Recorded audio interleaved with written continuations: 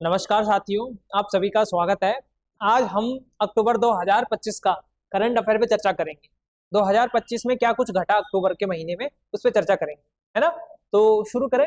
कुछ खास खास इंपॉर्टेंट टॉपिक है, इसको पीडीएफ के माध्यम से आपको दे देंगे और जिसको नहीं मिलेगी वो मैसेज कर देना, ठीक है।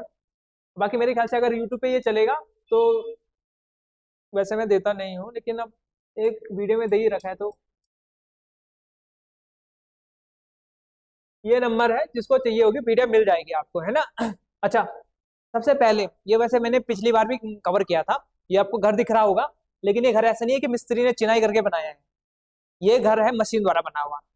किसके द्वारा बना हुआ? थ्री डी प्रिंटर के द्वारा बना हुआ। आपने देखा होगा ना, आजकल 3D प्रिंटर एक ऐसे हेड होता है और वो ऐसे प्रिंट करते जाता है और एक घर बना देता है, या कुछ भी छोटे खिलौने जैसे बनते हैं। तो वैसे ही वो प्रिंटर कैसा होगा, उसके अंदर मसाला भरा होगा और वो सीमेंट के ऐसे ऐसे करके घर बनाता जाएगा। ये घर कैसे होंगे? इन घरों की विशेषता ये है, एक तो ये घर होंगे भूकंप से रोधी, भूकंप आने पे ये घर टूटेंगे नहीं जल्दी। दूसरा, ये सस्ते बनते हैं, कम लागत में बनते हैं, कम समय में बनते हैं। और इसकी इंपॉर्टेंस सबसे ज्यादा क्या है, ये रुड़की ने बनाया है, आईआईटी रुड़की। आईआईटी रुड़की के अंदर एक संस्थान है जिसका नाम क्या है? केंद्रीय भवन अनुसंधान संस्थान। क्या नाम है? केंद्रीय भवन अनुसंधान संस्थान, आईआईटी रुड़की के अंतर्गत। तो एक क्वेश्चन तो एग्जाम में पहले ये याद आता कि केंद्रीय भवन अनुसंधान संस्थान का है, तो वो रुड़की में है। और उस रुड़की के इस संस्थान ने बनाया है एक 3D प्रिंटेड घर। और ये किसके लिए बनाया गया है? तो प्रधानमंत्री ग्रामीण आवास योजना। प्रधानमंत्री आवास योजना एक योजना है सरकार की, जिसके तहत सरकार क्या देती है? गरीब लोगों को घर देती है ना। प्रधानमंत्री आवास योजना, और दो है, एक ग्रामीण के लिए, एक शहरी के लिए। तो प्रधानमंत्री आवास योजना ग्रामीण के तहत सरकार ये घर प्रोवाइड करवाएगी, ठीक है। तो प्रधानमंत्री आवास योजना के तहत ये घर, और इसका जो उद्घाटन किया है पेमा स्वामी ने किया है। आप देख रहे होंगे चंद्रशेखर पेमा स्वामी, जो कि केंद्रीय भवन अनुसंधान संस्थान रुड़की में आए और वहां पे इन्होंने इस प्रकार के देश के पहले 3D प्रिंटेड ग्रामीण आवास का उद्घाटन किया, है ना। ये क्यों है इंपॉर्टेंट? विकसित भारत 2047 की बात करते हैं हम अपने देश को विकसित बनाएंगे। इसका मतलब क्या है? तो विकसित का यही पैरामीटर होता है कि छोटी छोटी चीजों में आप विकास करते जाओ। इस प्रकार से ये 3D प्रिंटेड घर है, इसके कई सारे फायदे हैं, नवाचार और कई सारे चीजों से वो आप देख लेना, उतना कुछ है नहीं। लचीले घर है, नवाचारी है, भूकंप रोधी वगैरह वगैरह। अच्छा, एक और चीज, आईटीबीपी और उत्तराखंड औद्यानिकी परिषद के बीच में एक समझौता हुआ। आईटीबीपी के इस साल फरवरी में जब मैंने करंट अफेयर कवर किए थे, तो उस समय बताया था आपको कि आईटीबीपी और औद्यानिकी उससे पहले जब उत्तराखंड सरकार के बीच में समझौता हुआ था, तो उस समय मुर्गा, बकरी और मछली, इनकी सप्लाई की गई थी। किसको? आईटीबीपी के कर्मचारियों को। आपको पता है ना कि आईटीबीपी एक सीमा सुरक्षा बल है, जो कि भारत और चीन के बॉर्डर पे रहती है। तो चीन का बॉर्डर उत्तराखंड के साथ भी लगता है, जोशीमठ, चमोली, उत्तरकाशी वाला, ये चमोली, पिथौरागढ़, उत्तरकाशी वाला रीजन। तो वहां पे जब आईटीबीपी के कैंप लगते हैं, तो आईटीबीपी के जो चमोली, उत्तरकाशी, पिथौरागढ़ में जो सैनिक है, उनके लिए सप्लाई करेंगे हम। अब क्या करेंगे? अब हम सब्जी भी सप्लाई करेंगे। पिछली बार भी मैंने कवर किया था, है ना। तो चीन और नेपाल से सीमा से सटे उत्तराखंड के गांवों के लिए आईटीबीपी को हम क्या देंगे? फल, सब्जियां। क्या देंगे? फल और सब्जियां, जो लोकल आपकी तरकारी होती है ना। बहुत सारी सब्जियां होती है लोकल, क्योंकि इससे पहले हम सफल रह चुके। तो उत्तराखंड औद्यानिकी परिषद ने आईटीबीपी के साथ एमओयू किया है, और इस पर जल्दी ही कंफर्मेशन हो जाएगा, है ना। इससे पहले ये देखो, भेड़, बकरी, मछली लेके जाते थे हम, अब उसमें बेहतर परिणाम आया है। तो इस कारण से अब आईटीबीपी को हम फल और सब्जियां भी दे रहे हैं। इसका फायदा किसानों को होगा, एक तो पलायन रुकेगा, दूसरा किसानों को लोकल में ही बाजार मिल जाएंगे, है ना। और सीमावर्ती क्षेत्रों में पलायन भी रुक जाएगा, थमने का नाम ले लेगा। तो इस प्रकार से ये था इंपॉर्टेंट, है ना। अच्छा, एक और चीज, एक वाइब्रेंट विलेज योजना है, 2023 में सरकार की शुरू की गई योजना। क्या नाम है? वाइब्रेंट विलेज स्कीम, वीवीएस कहते हैं जिसे आप इंग्लिश में, और हिंदी में वीवी, वाइब्रेंट विलेज योजना, वीवीवाई कहो या वीवीएस कहो। तो ये जो वाइब्रेंट विलेज योजना है, वाइब्रेंट विलेज योजना का मतलब क्या है? जो बॉर्डर पे गांव है, बॉर्डर के गांव क्या होते हैं, आक्रमण के डर के कारण वहां से लोग खाली कर जाते हैं, तो उनको पुनर्विकास करने के लिए, वहां पे इंफ्रास्ट्रक्चर का डेवलप करने के लिए ये जो वाइब्रेंट विलेज है, ये उत्तराखंड में पहले थे 51 और अब इसमें 40 और शामिल हो चुके हैं और अब ये वाइब्रेंट विलेज हो चुके हैं उत्तराखंड में 91। इस प्रकार से न केवल उत्तराखंड, जम्मू कश्मीर, लद्दाख का जो क्षेत्र है, लद्दाख, हिमाचल प्रदेश, उत्तराखंड, सिक्किम, अरुणाचल प्रदेश, तो ये चीन से लगा हुआ लगभग बॉर्डर है, वहां पे ज्यादा स्कीम लागू की गई थी।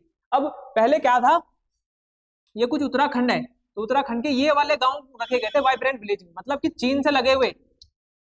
और अब कौन से गांव सम्मिलित किए गए हैं, जो नेपाल से भी लगते हैं, समझे। पहले केवल कौन से थे, उत्तरकाशी, चमोली, पिथौरागढ़, और अब कौन कौन से किए चुके हैं, पिथौरागढ़ तो है ही है, यहाँ पे चंपावत और उधम सिंह नगर में वाइब्रेंट विलेज स्कीम में। बिफोर, ठीक है।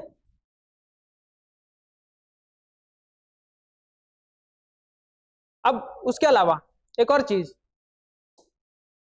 अटल निर्मल नगर पुरस्कार, इसके बारे में हम थोड़ा सा चर्चा कर चुके हैं। पहली बार उत्तराखंड ने शुरू किया है अटल निर्मल नगर पुरस्कार।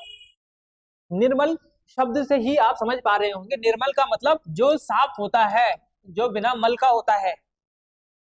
साफ नगरों के लिए जो पुरस्कार है, नेशनल लेवल पे पुरस्कार दिए जाते हैं ना स्वच्छ भारत मिशन के तहत, तो जो पुरस्कार दिए जाते हैं उसी के तहत उत्तराखंड में भी जो अच्छे नगर निगम है, नगर पालिकाएं हैं, नगर पंचायत है या फिर छावनी परिषद है, उन्होंने जो काम किया है, ठीक है। इसके लिए 2024-25 के लिए उत्कृष्ट कार्य करने वाले जो नगर निकाय हैं उसके लिए हमारे सीएम ने ये पुरस्कार प्रदान किए गए हैं और कहा है कि स्वच्छ भारत मिशन के तहत, स्वच्छ भारत मिशन के तहत लाखों शहरों, कस्बों, और मोदी जी ने शुरू किया था ना 2014 में स्वच्छ भारत मिशन 2 अक्टूबर को, तो उसके तहत है ना। और इसमें क्या है, कौन कौन से हैं, बस ये हमारे लिए इंपॉर्टेंट है। अब स्वच्छ निर्मल नगर में देखो, नगर निगम की श्रेणी में रुद्रपुर, उधम सिंह नगर का नगर, दूसरा पिथौरागढ़, हाल ही में नगर निगम बना और अच्छा काम किया, कोटद्वार, तो पहले नंबर पे रुद्रपुर, पिथौरागढ़ और कोटद्वार। और नगर पालिकाओं की श्रेणी में मसूरी नगर पालिका, डोईवाला नगर पालिका, भीमताल नगर पालिका। मसूरी बगल में डोईवाला, मसूरी आगे डोईवाला और भीमताल नैनीताल में, है ना। नगर पंचायतों में अभी याद करने का प्रयास करोगे तो ज्यादा इजी रहेगा। नगर पंचायतों की श्रेणी में एक तो लाल कुआं को पहला स्थान मिला है, दूसरा मिला है गुलर भोज देहरादून में, और तीसरा भिकियासेन, भिकियासेन आपको पता है अल्मोड़ा में ये है, ठीक है, गुलर भोज, भिकियासेन। अच्छा, छावनी परिषद में किस किस को पहले 3 स्थान मिले हैं, तो छावनी परिषद में सबसे साफ जो आप रखोगे याद, लैंसडॉन, गढ़वाल रेजिमेंट का मुख्यालय, दूसरा कुमाऊं रेजिमेंट का मुख्यालय, दूसरा जो इंजीनियरिंग क्षेत्र है सैनिकों का, है ना, रुड़की छावनी परिषद, तो ये इस प्रकार से पुरस्कार दिए गए। अच्छा, अगला जो है वो यहाँ पे इसी के साथ आ गया, पुलिस क्षेत्राधिकार में आएंगे 1983 राजस्व गांव। होता क्या है ना कि जैसे पूरा उत्तराखंड है तो ये बटा हुआ है, कुछ क्षेत्र में माना पुलिस है, ये तो मैं खाली मोटे मोटे तौर पे बता रहा हूँ, लेकिन हर जगह पे पेनिट्रेशन अलग अलग है। और कुछ क्षेत्र में होते हैं पटवारी, होते हैं कि नहीं होते। पुलिस क्षेत्राधिकार में कोई भी कानून व्यवस्था भंग होने पे पुलिस देख रेख करेगी, चोरी होगी तो पुलिस आएगी, पटवारी क्षेत्र में कुछ हत्या कुछ भी काम होगा पटवारी आएगा। तो अब क्या किया जा रहा है, 1983 जो राजस्व गांव है धीरे धीरे वो पुलिस क्षेत्राधिकार में आ जाएंगे। जहां तक आपके पटवारी रहते थे गांव में, धीरे धीरे अब वहां पुलिस चौकियां खुलना शुरू हो जाएंगी, है ना। तो कुछ इस प्रकार से सरकार काम कर रही है, हालांकि लंबे समय से इस पे चर्चा चल रही है, ऐसा अभी तक हुआ नहीं है, फ्यूचर में होने की संभावनाएं हैं, खैर जब भी होगा देखा जाएगा, है ना।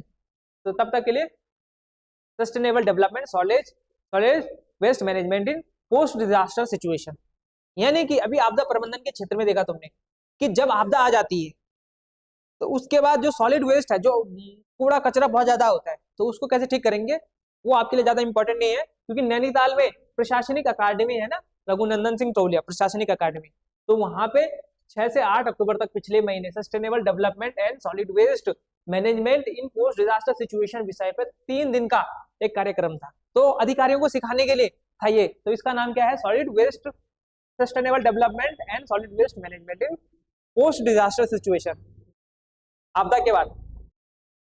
ये इंपॉर्टेंट है आपके लिए, ये सबसे ज्यादा इंपॉर्टेंट है। गांव में तुम शादियों में क्या खाते हो, दाल भात, किसमें खाते हो, वो प्लास्टिक के पत्तल होते हैं, उससे पहले मालू के पत्तल होते थे और अब प्लास्टिक के पत्तल में खाते हो। आईआईटी रुड़की ने एक नवाचार किया, जब तुम धान ये गेहूं कूटते हो तो एक भूसी होती है होती कि नहीं है, गेहूं के भूसा निकलता है, उस भूसे को पीसकर आईआईटी रुड़की ने एक पत्तल बनाया है, उसके बारे में भी फोटो भी दिखाऊंगा। तो आईआईटी रुड़की देखो बहुत काम करता है आईआईटी रुड़की। तो इसने क्या बनाई है, पर्यावरण की चुनौतियों से निपटने के लिए क्या बनाया है, गेहूं के भूसे से एक टेबल वेयर बनाया है। टेबल वेयर मतलब पत्ता, पत्तल। अभी देखो,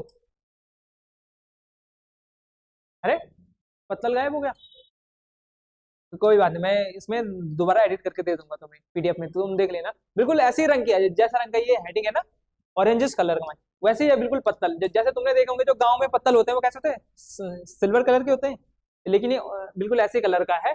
और ये सिंगल यूज प्लास्टिक के प्रदूषण को कम करेगा, है ना। इसके लाभ क्या होंगे, स्वच्छ भारत मिशन को फायदा होगा, आत्मनिर्भर भारत वगैरह वगैरह। मेंस के लिए, तुम्हारे लिए नहीं है। सतत विकास के लिए एसडीजी 12 सस्टेनेबल डेवलपमेंट गोल जो 12 है उसमें जिम्मेदार होगा, क्योंकि ये जिम्मेदार उपभोग और उत्पादन, जब आप पीसीएस का पेपर दोगे तो उसमें काम आएंगे। एसडीजी सस्टेनेबल डेवलपमेंट गोल है जो हमारे 17 गोल, उनमें काम आता है ना। एसडीजी 13 में जलवायु कार्यवाही के प्रति देश की प्रतिबद्धता वगैरह वगैरह। तुम्हारे लिए नहीं है, पीसीएस मेंस के लिए इंपॉर्टेंट है ये, जिसको पीसीएस मेंस देना है उसके लिए इंपॉर्टेंट है। अगला, गंगा नदी और पारिस्थितिकी तंत्र, ये इंपॉर्टेंट क्यों है रामगंगा नदी के बारे में आपको पता है। ये देखो, ये दिख ही रही होगी तुम्हें रामगंगा रिवर, उत्तराखंड में दूधातोली से आती है रामगंगा रिवर, है ना। ये यहाँ पे पौड़ी, ये रामगंगा रिवर आती है, और यहाँ पे नेशनल पार्क में ये फ्लो होती है, और उस नेशनल पार्क का नाम है कॉर्बेट नेशनल पार्क। तो एक इनडायरेक्ट क्वेश्चन पूछ रखा था कि कॉर्बेट नेशनल पार्क में कौन सी नदी फ्लो होती है, तो वो कौन सी नदी है, रामगंगा। एक चीज तो ये क्लियर है कि रामगंगा नदी कॉर्बेट नेशनल पार्क में फ्लो होती है। दूसरी चीज जो इंपॉर्टेंट है वो क्या है कि जब ये आती है तो अपने साथ ये सिल्ट की मात्रा, बहुत ज्यादा गंदगी लेके आती है, जिससे कि न केवल बारिश के समय बल्कि सर्दियों और ग्रीष्म काल में भी नदी का पानी अपने साथ कूड़ा लेके आ रहा है। ये हमारे लिए समस्या, तो रामगंगा में एक प्रदूषण की समस्या दिख रही है, अपने साथ कूड़ा लेके आ रहा है ना। और मरचूला और कालागढ़ तक, मरचूला से कालागढ़ तक 40 किलोमीटर के दायरे में यह अध्ययन हुआ, और उससे पता चला कि कुछ इस प्रकार से। अच्छा, एक और चीज, एक, हाँ ये देखो, ये गलती से पत्तल यहाँ आ गया है, ये जो पत्तल दिख रहे हो ना तुम, ये आईआईटी रुड़की द्वारा बनाया गया वही पत्तल है। दिख रहा है, नहीं दिख रहा तो देख लो, थोड़ी देर पहले जो बनाता है ना, ये पत्तल आईआईटी रुड़की द्वारा बनाया गया। और किससे बना हुआ है, गेहूं के भूसे से, धान के नहीं, गेहूं के।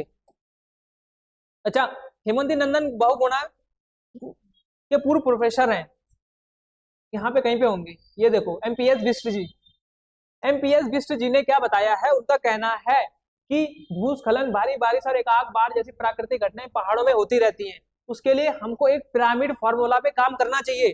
पिरामिड फॉर्मूला, पहाड़ ऐसी तो होता है, इस पिरामिड फॉर्मूला पे काम करना चाहिए। ऊपर का जो 25% जमीन है ऊपर वाली, उस पे हमको क्या करने चाहिए, पेड़ वगैरह लगाने चाहिए। वो जो क्या होता है, जंगल, ये पानी का कैचमेंट एरिया होता है, पानी यहाँ पे इकट्ठा होगा, है ना। तो 25% जमीन कैचमेंट एरिया जल ग्रहण के रूप में इसको यूज करना चाहिए, है ना। जो दूसरा 10% एरिया है, ये किसके लिए यूज होना चाहिए, भूभाग, चारागाह के लिए, पशुओं का चारा चराने के लिए, ये पानी संरक्षण के लिए, कैचमेंट के लिए, ये चारागाह के लिए होना चाहिए। फिर इसके नीचे होना चाहिए यहाँ पे कार्य। अब कैसे कार्य होना चाहिए, इसमें देखो, ये कहते हैं कि जो निचले एरिया है, इन निचले एरिया में क्या होना चाहिए, जो जो चट्टानी ढलान वाला भाग है, जो खेती लायक नहीं होता है, उस पर घर बनाए जाने चाहिए। अभी ये थोड़ा थोड़ा, तो यहाँ पे जहाँ पे खेती योग्य नहीं है वहां पे बनाओ घर, उसके नीचे फिर करो बल खेती, उसके नीचे क्या करो, लंबा अच्छा, उसके नीचे पे खेती होनी चाहिए सिंचाई के माध्यम से। और उसके बाद जो सबसे नीचे वाला एरिया जो छूट गया, जो इसको मैं दूसरे कलर ब्लू कलर से बता रहा हूँ, सबसे नीचे जो पहाड़ का सबसे नीचे वाला एरिया जो छूट गया है, वो होता है, जो लंबा चौड़ा हिस्सा छूट जाता है सबसे नीचे वाला, वो होता है फ्लड प्लेन।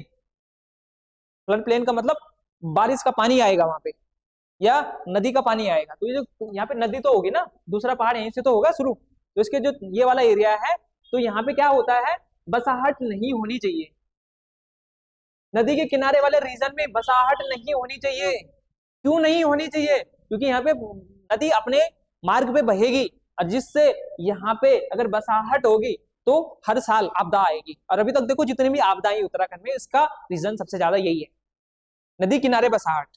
अभी भी तो देखो तुम, रिस्पना नदी है पूरी इसके बगल में, किसी दिन रिस्पना ने विकराल रूप धारण कर लिया, पता नहीं कितने घर बहेंगे। अभी इस साल ही देखो कितना ज्यादा टूटने वाला था, मतलब बहुत ज्यादा पानी तो इतना खतरनाक लेवल पे था कि अगर 2-4 घंटे और बारिश होती तो गया, बहुत सारे जगह बह के चला जाता, कुछ नुकसान हुआ भी। उसी प्रकार से सोंग नदी, तो नदी किनारे काम नहीं होना चाहिए, ये कहना है बिष्ट जी का, है ना। और इस नियम का पालन नहीं हो रहा है, इसीलिए प्राकृतिक घटनाओं से जान माल की हानि हो रही है। तो देखो, मैं इसलिए बता रहा हूँ क्योंकि एक तो ये डिजास्टर मैनेजमेंट से जुड़ा हुआ है पिरामिड फॉर्मूला, और एक ये मेंस में काम आ सकता है और प्री में भी काम आएगा, है ना। तो रामगंगा नदी के साथ जुड़ा हुआ। अच्छा, ये मेंस के लिए है वो सारे काम कि क्या क्या कर सकते हैं हम बचाव के लिए। जैसे केवल एक कहानी बता रहे हूँ, तो तुम्हें भी बता देता हूँ। 1893 में विरही गंगा जहाँ पे गौना झील बनी, तो 1893 में सबसे पहले वहां पे झील बन गई थी। ऐसे पहाड़ी है, ऐसी पहाड़ी है, बीच में ये गौना और दुर्मी गांव है, तो इसमें भूस्खलन होने से बीच में झील बन गई। तो अंग्रेजों ने क्या किया, इसको धीरे धीरे धीरे धीरे तोड़ा, ऐसे नहीं कि एकदम से तोड़ा, थोड़ा थोड़ा करके तोड़ा, और केवल एक आदमी की मृत्यु हुई। 1893 की बात है। तो अंग्रेजों ने किस प्रकार से मैनेजमेंट किया उसके बारे में।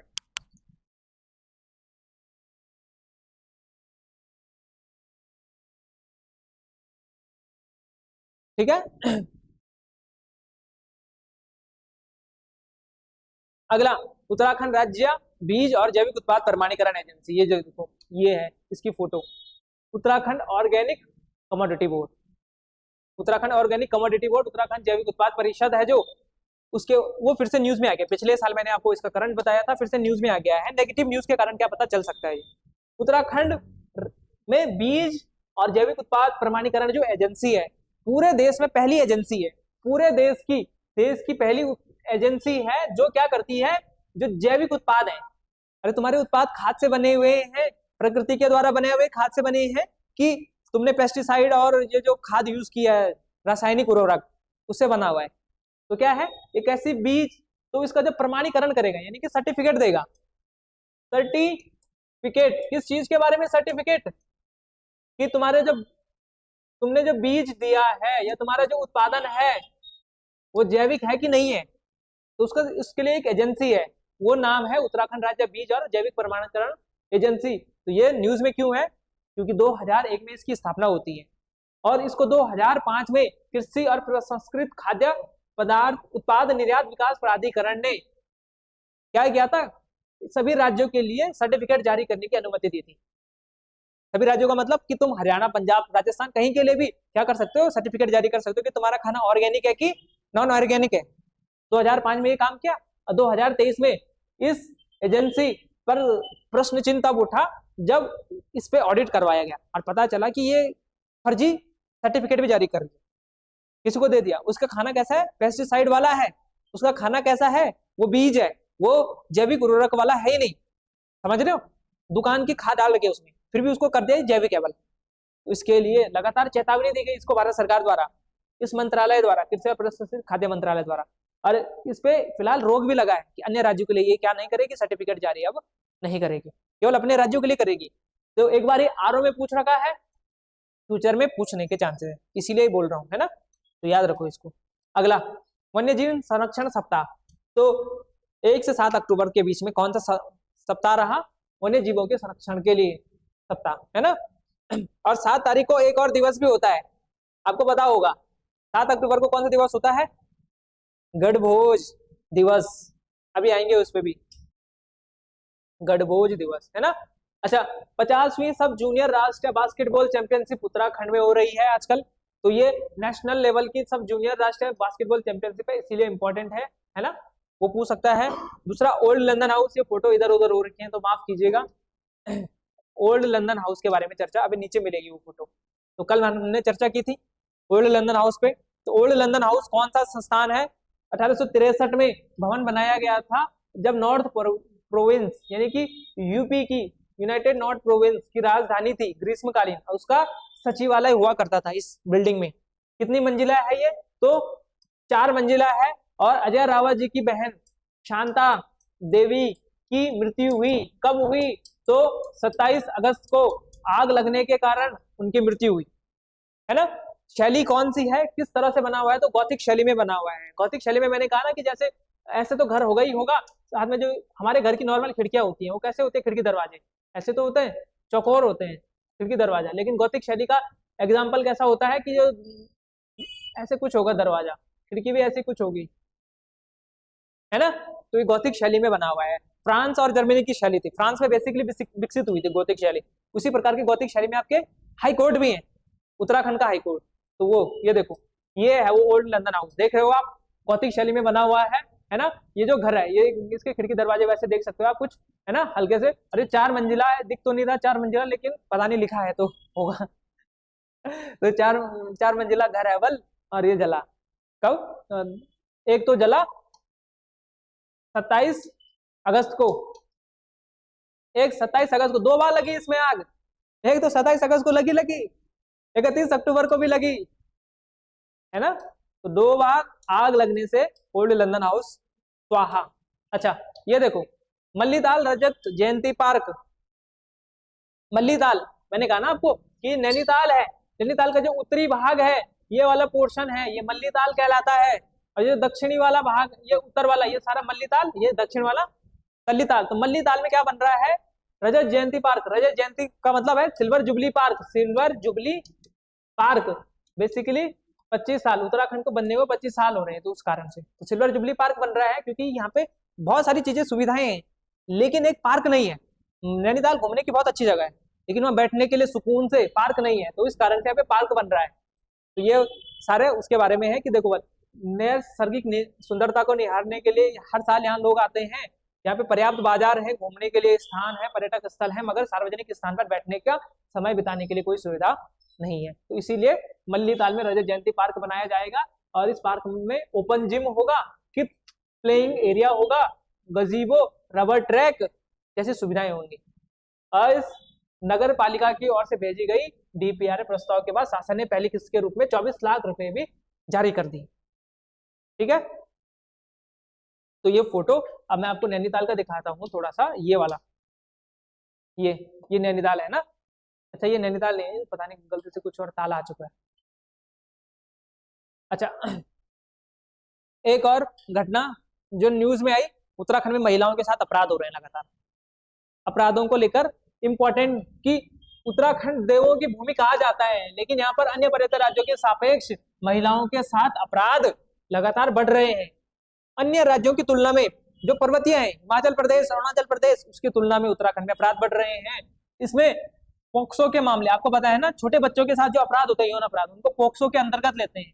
और उसके अलावा दहेज मृत्यु जैसी घटनाएं भी बढ़ रही हैं, है ना। तो राष्ट्रीय क्राइम रिकॉर्ड ब्यूरो, जिसे कहते हैं NCRB, national crime record bureau की, इसकी एक रिपोर्ट सामने आई। उसमें कहा गया कि महिला अपराधों के मामले में उत्तराखंड 19वें स्थान पे है। एनसीआरबी की रिपोर्ट कहती है उत्तराखंड में 2021 से लेकर 2023 तक महिला अपराधों में 465 मामलों की ग्रोथ हुई है, जो कि अधिकांश पहाड़ी राज्यों से अधिक है। और हिमाचल प्रदेश में थोड़ी सी वृद्धि हुई है उत्तराखंड की तुलना में। मणिपुर में महिला अपराधों में गिरावट आई है, लेकिन उत्तराखंड में वृद्धि हुई है ना। तो ये सारे मामले हैं उत्तराखंड में। साथ में मानव तस्करी के भी 4 मामले सामने आए हैं। 4 मामले मानव तस्करी के 2023 में हिमाचल प्रदेश, अरुणाचल प्रदेश में 5 मामले सामने आए थे, लेकिन उत्तराखंड में ज्यादा मामले आए। महिलाओं के बढ़ते बढ़ते अपराधों की सुरक्षा व्यवस्था पर अब भी सवाल खड़े होने लगे हैं कि क्या राज्य सेफ है कि नहीं है। ठीक है, अक्टूबर की न्यूज आपने देखा होगा, कई सारे सोशल मीडिया पे भी चला था, है ना। बाकी उत्तराखंड प्रीमियर लीग आपने देखा, हरिद्वार एलमास ने जीता और दूसरा महिलाओं में जीता।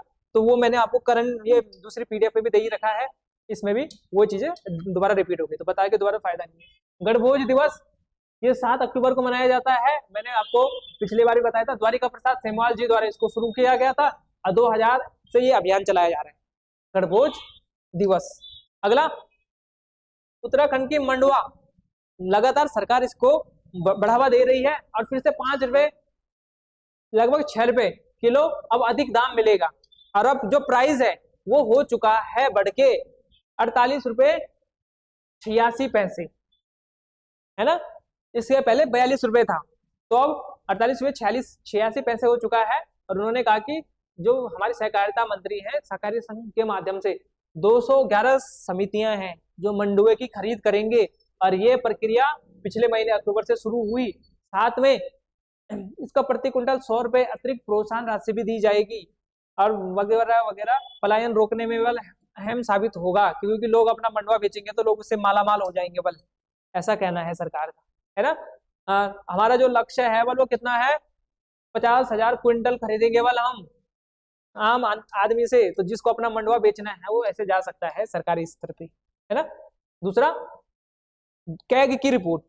कैग का मतलब है CAG, controller auditor and general. इसके बारे में संविधान में 148 से लेके 151 तक प्राविधान है, आपको पता ही होगा। 148 से 151 तक कैग के बारे में है, और 151 में रिपोर्ट के बारे में है। ये अपनी रिपोर्ट प्रस्तुत करता है। ये अगर संसद की रिपोर्ट होगी तो संसद के समक्ष प्रस्तुत करता है, राज्यों के होगी तो राज्यों के राज्यपाल के समक्ष प्रस्तुत करता है। तो ये जो कैग है, एक अधिकारी जो ऑडिट करता है, देखता है कि तुम्हारी कहाँ पे गलतियां हैं, कहाँ पे नहीं है। तो इसने एक रिपोर्ट जारी की, इंपॉर्टेंट है, पहली बार जारी की, और राज्यों की वित्तीय स्थिति पे ये रिपोर्ट है कि राज्य कितना खर्चा कर रहे हैं, कितना नहीं कर रहे हैं। उस पर इंपॉर्टेंट रिपोर्ट है, वो बताती है कि पिछले एक दशक में राज्यों का आर्थिक प्रदर्शन किस प्रकार से रहा है। तो इसमें क्या है, 16 राज्यों का राजस्व अधिशेष रहा है। एग्जाम्पल के लिए, ये एक आदमी है और ये महीने के 50,000 रुपए कमाता है, और दूसरी ओर इसके खर्चे हैं महीने के 30,000 रुपए। तो इसके कुल कितने हजार रुपए बचे, 20,000 रुपए बचे। वैसे ही अगर इस आदमी की जगह सरकार रख दें, और माना सरकार के खर्चे हैं 1 लाख करोड़ रुपए, मतलब कमाता है, सॉरी, सरकार कमाती है 1 लाख करोड़ रुपए, और माना सरकार खर्चा करती है 90,000 रुपए करोड़, 90,000 करोड़ रुपए, तो सरकार के कितने हजार बचे, 10,000 करोड़ बचे ना, क्योंकि कमा रही है 1 लाख करोड़ और खर्चा कर रही है 90,000 करोड़, है ना। तो 90,000 करोड़ रुपए जब खर्च कर रही है और 1 लाख, तो जो 10,000 बचा वो क्या हुआ, सरप्लस। इसको ही कहते हैं राजस्व अधिशेष। तो राजस्व अधिशेष यही है। तो राजस्व अधिशेष खर्च के मामले में उत्तराखंड ने भी अच्छा स्थान हासिल किया है। हमने लगभग 5,000 करोड़ रुपए हर साल बजट में बचा रहे हैं, यानी कि हम खर्चा कम कर रहे हैं, पैसा ज्यादा कमा रहे हैं, ऐसा ये कैग की रिपोर्ट कहती है। अब देखो किस राज्य ने कितना बचाया वो देख लो। उत्तर प्रदेश सरकार ने सबसे ज्यादा पैसा बचाया, अव्वल कितना, 37,000 करोड़ रुपए। दूसरे नंबर पे गुजरात, तीसरे नंबर पे ओडिशा, फिर हमारा नंबर 8वें नंबर पे आता है उत्तराखंड ने 5310 करोड़ रुपए बचाए बल हर साल बजट में। तो राजस्व अधिशेष के मामले में उत्तराखंड की स्थिति। तो कैग की रिपोर्ट में पूछेगा, डिटेल में क्वेश्चन बनाएगा तो बोलेगा स्टेटमेंट नंबर 1 राजस्व अधिशेष पर कैग की रिपोर्ट ये कहती है उत्तराखंड का नंबर 8वां है, उत्तराखंड ने 5310 करोड़ रुपए बचाए, तो कौन सा सही है, इस प्रकार से क्वेश्चन, है ना। उत्तराखंड 8वें स्थान पे है और कैग की रिपोर्ट प्रकाशित की गई, जिसमें पिछले 10 सालों में उत्तराखंड ने क्या क्या ग्रोथ की उसके बारे में। ठीक है, राज्यों की वित्त की स्थिति पर रिपोर्ट है। ठीक है, अब पलायन पे कुछ डेटा है मित्रों। पलायन पे क्या डेटा है, पलायन पे डेटा ये है कि 2018 से लेकर 2025 तक, 2018 से लेकर 2025 तक जो विदेश में रह रहे 6,282 लोग उत्तराखंड वापिस आए वाले, तो रिवर्स पलायन हुआ है, अपने गांव वापस लौटे हैं, वो भी क्या, परमानेंट। ऐसा नहीं कि 4 दिन की छुट्टी बनाई वापस, परमानेंट। और इस आंकड़ों का विश्लेषण करने के बाद मुख्यमंत्री को ये रिपोर्ट जब सौंपी गई, किसके द्वारा, पलायन आयोग के द्वारा। पलायन आयोग कब बना था, कितने सितंबर को, 17 सितंबर 2017 को। कहां बना था, मुख्यालय पौड़ी में है। हेड कौन होता है इसका, मुख्यमंत्री होता है। तो ये जो पलायन आयोग है ना, तो इस पलायन आयोग के बताया है, रिपोर्ट के मुताबिक बताया है कि ग्रामीण क्षेत्रों में अगस्त तक इतने लोग प्रवासी अपने मूल गांव या समीपवर्ती क्षेत्रों में स्थायी रूप से आने को है। तो देखो 6282 में से 6262 लोग तो ग्रामीण क्षेत्र के हैं और केवल 20 लोग शहरी क्षेत्र के हैं जो वापस परमानेंट अपने घर में आए हैं। तो शहरी क्षेत्र में 20 लोग आए हैं परमानेंट, ग्रामीण क्षेत्र में लगभग 90% से ज्यादा, 95% से ज्यादा, है ना। पलायन के मार्ग से सबसे ज्यादा प्रभावित आपको पता है, एक आपका पौड़ी, एक आपका अल्मोड़ा। तो यहाँ सबसे ज्यादा लोग वापस लौट रहे हैं।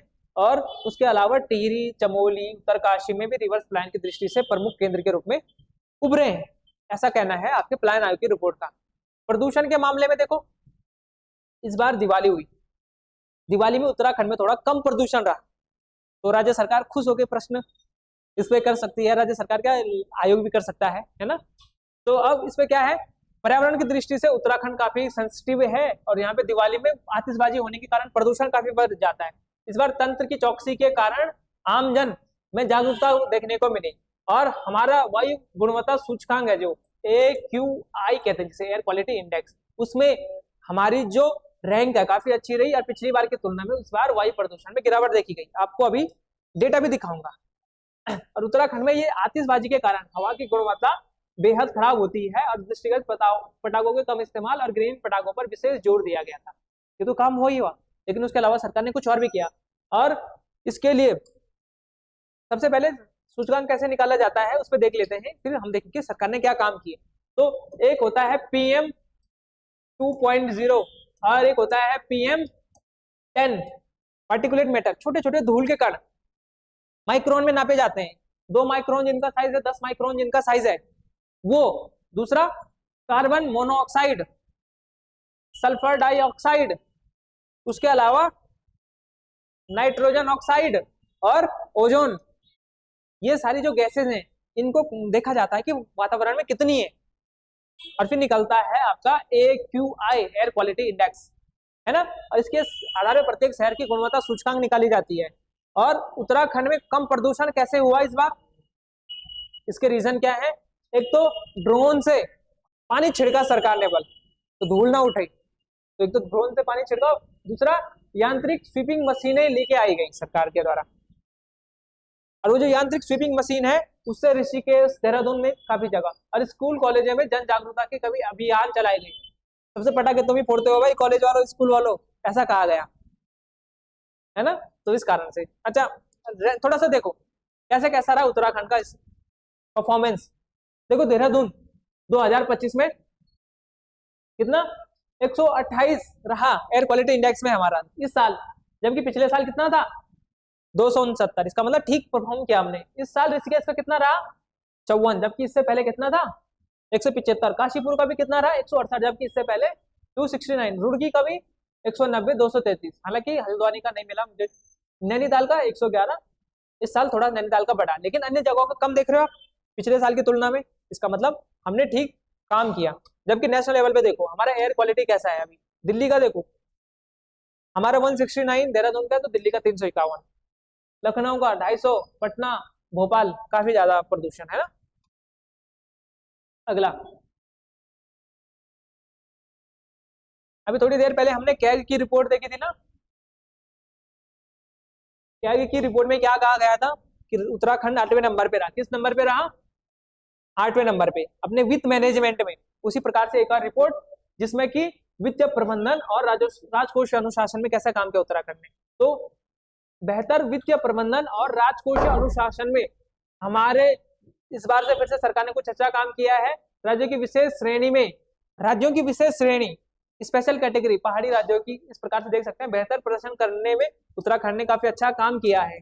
अभी देखो उसमें और डिटेल में कि केंद्रीय वित्त मंत्रालय के अंतर्गत प्रतिष्ठित वित्तीय संस्थान Arun Jaitley national institute for financial management की ओर से एक composite public financial performance index जारी किया गया। कंपोजिट मतलब सब इंडेक्स को मिला के, 4-5 इंडेक्स को मिला के एक इंडेक्स निकाला गया जिसमें ऑल ओवर प्रदर्शन में अरुणाचल प्रदेश के बाद उत्तराखंड ने दूसरा स्थान प्राप्त किया है।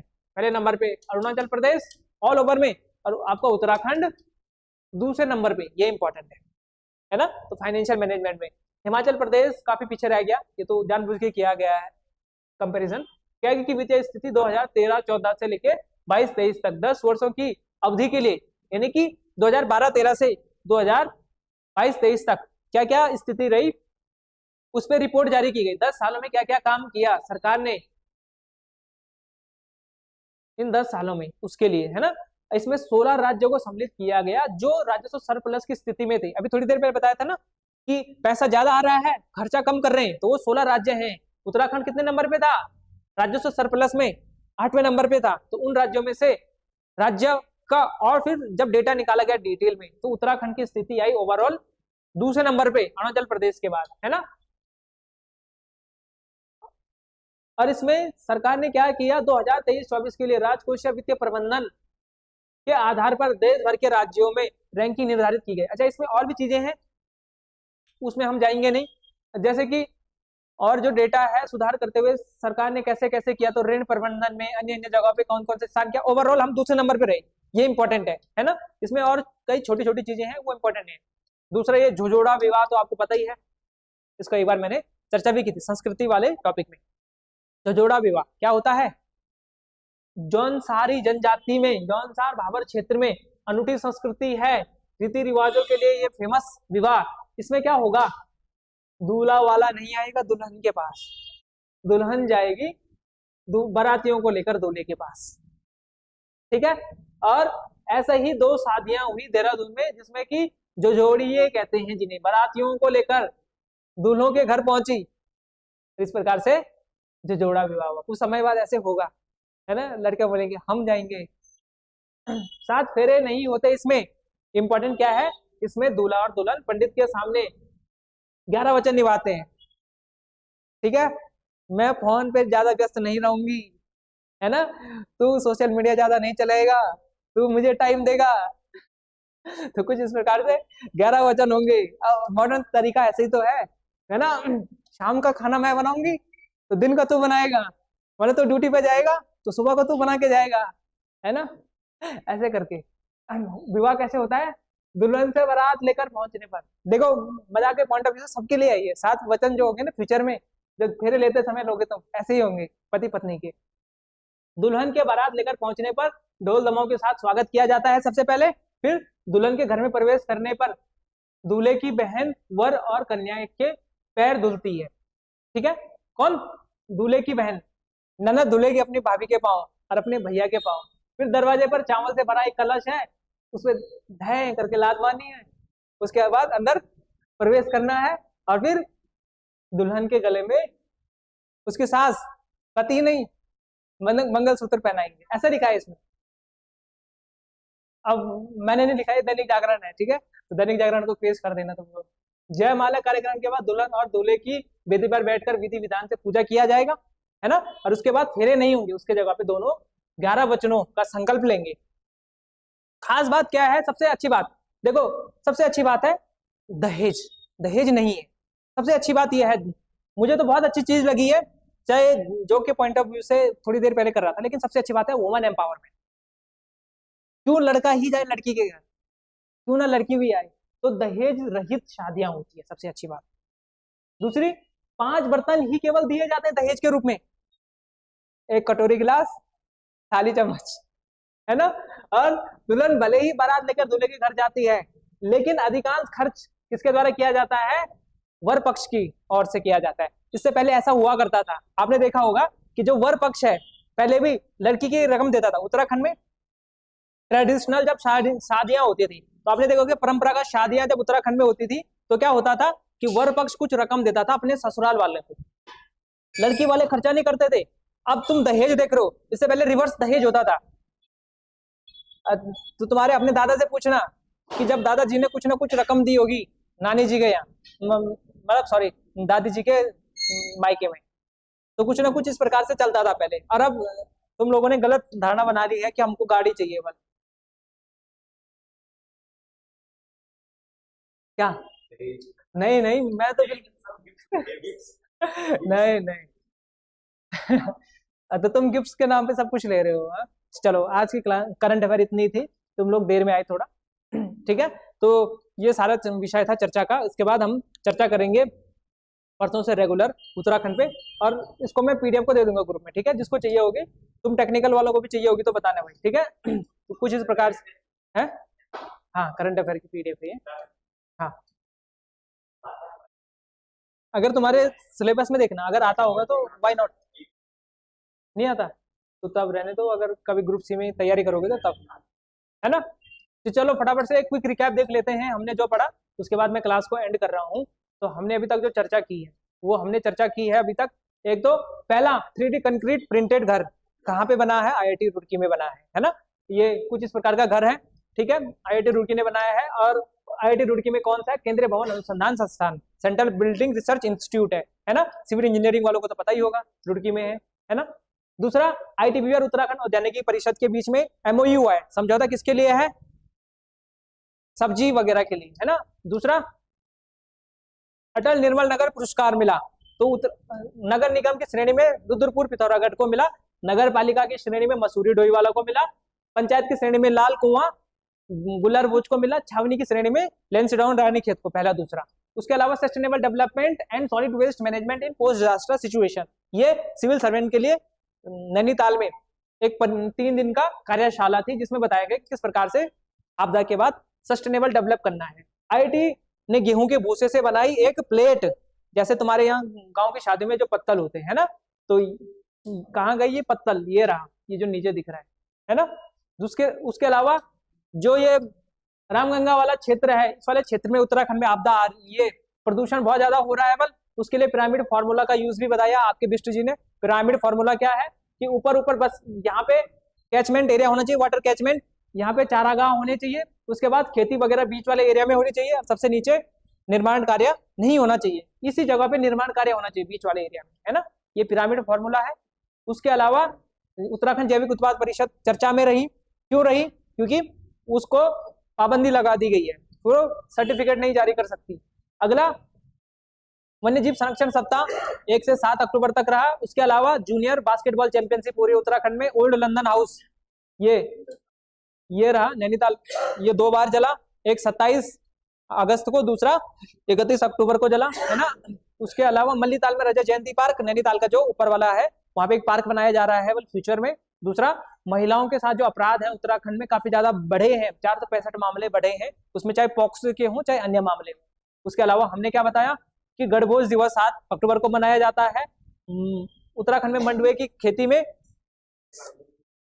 गणभोज दिवस मतलब जो पारंपरिक भोजन है उत्तराखंड का, उसको बढ़ावा दिया जाना। बाड़ी सुना कभी, बाड़ी क्या होता है, बाड़ी